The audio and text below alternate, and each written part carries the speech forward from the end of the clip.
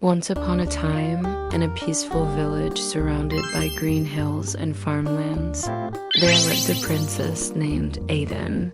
She was the daughter of King Chukmeka, a kind and just ruler. Princess Adanne, the eldest daughter, was known for her gentle heart and compassion toward the villagers. But Adanne carried a burden she could never escape, a powerful body odor that had followed her since childhood. It was so strong and unpleasant that people began to distance themselves from her as she grew older. Former friends turned away, children were ushered indoors at her sight, and potential suitors quickly fled when they came too close.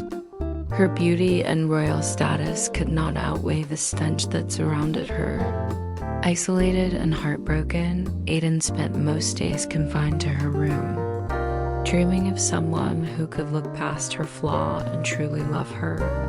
One summer day, during the village's feast celebration, Adanne dared to sneak out and join the festivities from afar.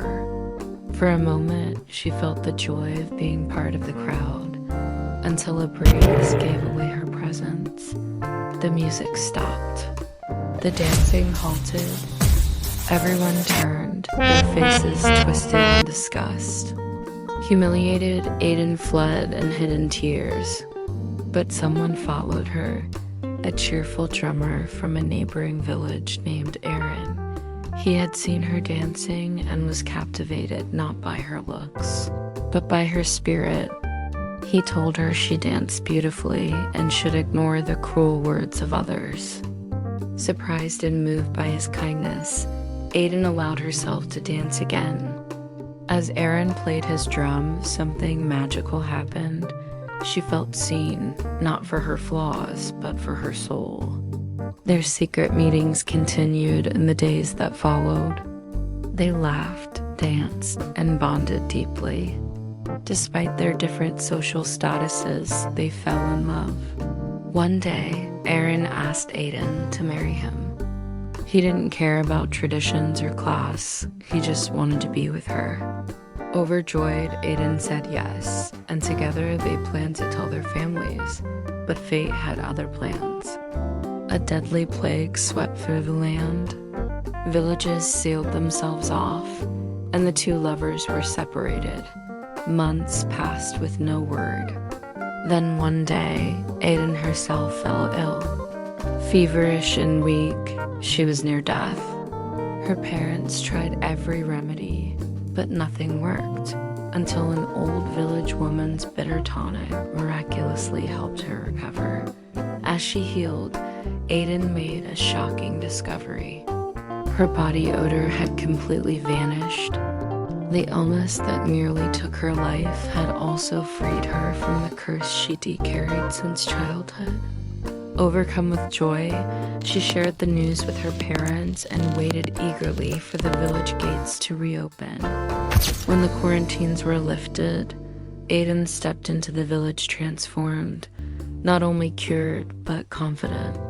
The same villagers who once shunned her now stared in awe. Men who once recoiled now lined up to court her. She was the belle of the village. And then she saw Aaron. He ran to her, his face lit up with joy, ready to embrace the woman he loved. But Adanne, swept up in her new popularity and pride, turned him away coldly. She told him their relationship was over, that she now belonged to a higher world. Aaron was crushed. The same man who had seen her when no one else did was cast aside. Time passed. Adanne entertained nobles and princes, ignoring the ache in her heart. Eventually, she announced a wrestling tournament. The winner would have the right to marry her. On the day of the event, she adorned herself in the finest silks and jewels, determined to shine. But something was wrong. The villagers, once again, began to wrinkle their noses and step away. Her old odor had returned, a result of neglecting self-care and her vanity. The suitors fled. Laughter turned into whispers. Humiliated, Adanne ran from the arena, her pride shattered. And then, through the crowd, she saw him, Aaron. He approached gently, his eyes full of the same kindness and love he had always shown her. "Why did you turn your back on what we had?" he asked softly. Tears fell down Adanne's face as she realized the depth of her mistake.